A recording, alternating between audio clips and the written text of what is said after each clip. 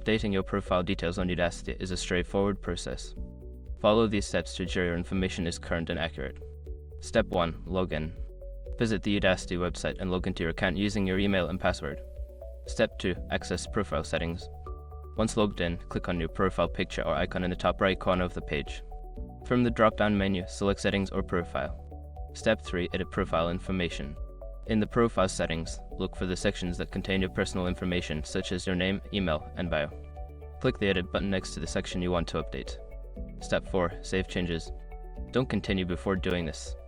A lot of online accounts end up exposed in breaches without people even realizing it. Use SROC to constantly monitor your email and accounts and get alerted immediately if your information gets leaked online. It scans billions of breach records 24/7 in the background. And honestly, for a few dollars a month, it's something everybody should probably have. Link in the description. Step 5. Verify updates.